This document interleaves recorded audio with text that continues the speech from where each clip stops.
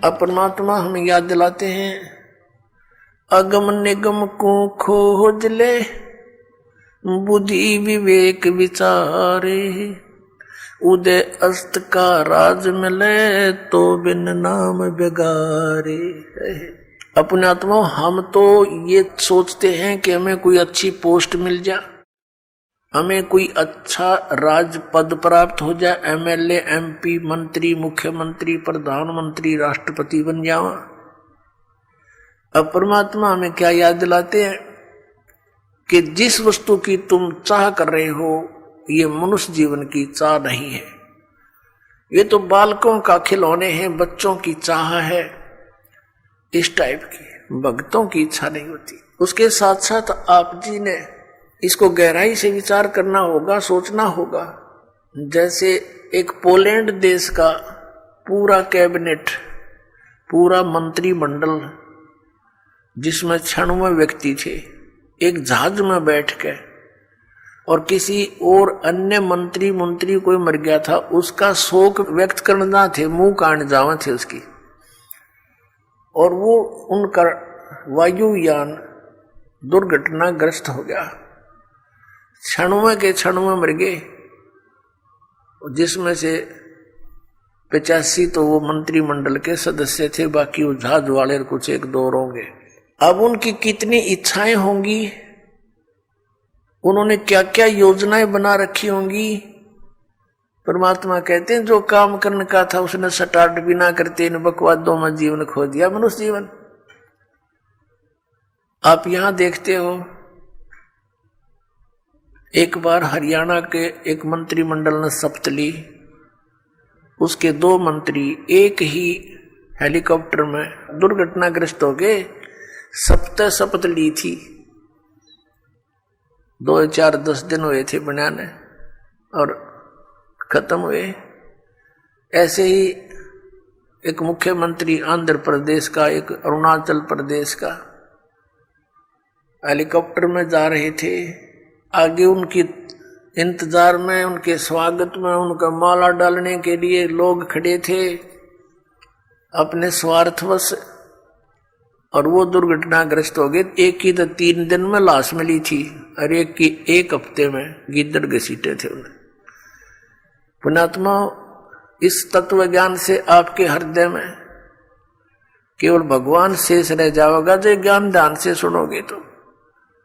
ये काम करण के मनुष्य जीवन के। अब हम एक परमात्मा से दूर होकर तत्व ज्ञान के अभाव से उस गोबर के भूंड की तरह इस माया रूपी गोबर को इकट्ठा करने में लगे रहते हैं, और रास्ते में हमारी मृत्यु हो जाती है। जैसे गोबर के भूंड होते हैं, देखे होंगे खेतों में, भैंस गाय गोबर चोच कर देती है, गोबर कर देती है, और वो दोनों भूंड और भूंडनी, वो पति पत्नी, उस सारे गोबर ने इकट्ठा कर और बिल में ठोक लेंगे, गोली बना बना के उसको ऊपर का रेत लगा के, कोई पिछाड़ ना ले के रखा है छुपा के, और ऐसे ढोते ढोते मर जाते पशु के पैर तले आके, वो गोबर वही रह जाता दरा दरा।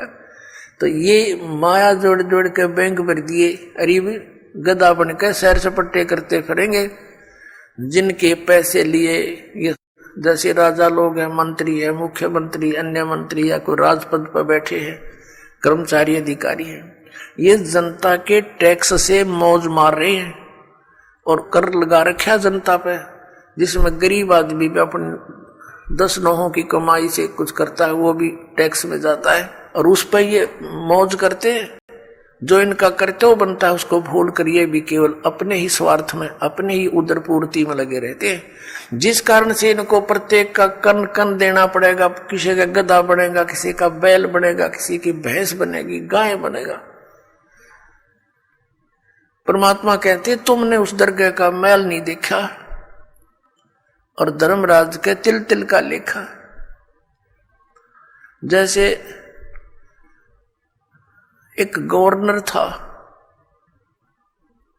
पंजाब और हिमाचल का, वो ज्वाइंट यानी 2 चार्ज थे उसके ऊपर, 2 का गवर्नर था अकेला। वो रिटायरमेंट पे था, 1-2 वर्ष रह रहे थे। उसने सोचा पहाड़ी क्षेत्र में हिली स्टेशन पर बहुत बड़ा बंगला बनाऊंगा और बुढ़ापे में वहां ठाठ से रहा करूंगा, शुद्ध वायु होगी, सैर सपट्टे वहां करा करूंगा। उस उद्देश्य से 3 करोड़ रुपये लेकर हेलीकॉप्टर में वहां के कोई अच्छे बड़े प्लाट का, बड़े जमीन का वो रजिस्ट्री कराने चला था। 3 करोड़ रुपये उसने हेलीकॉप्टर में रख रखे थे। अपन आत्माओं पहले 100 के नोट थे, 500 के भी ना थे, तो मरण के काम तो आप कर रहा था। वो 3 करोड़ 100 के नोट और बरकत देखे कितने हो जाते हैं।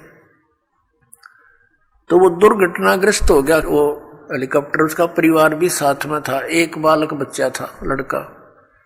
वो पहाड़ियों पर मर गया पड़ के।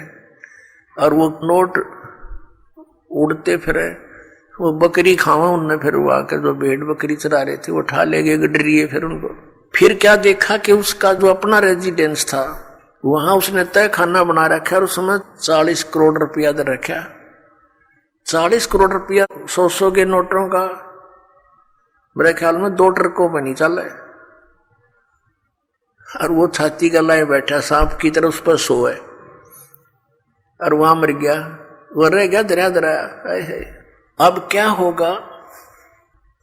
वो लाट साहब फिर गधा बनेगा और गेला उसकी पत्नी, और फिर क्या बनेंगे वहां? जिस जिसके पैसे इकट्ठे कर रखे थे प्रत्येक का पाई पाई का हिसाब चुकाएंगे। बहुत लंबा काम बना लिया उन्होंने अपने ऊपर। तो परमात्मा कहते हैं कि तुमने उस दरगाह का मैल नहीं देखा और धर्मराज के तिल तिल का लेखा है।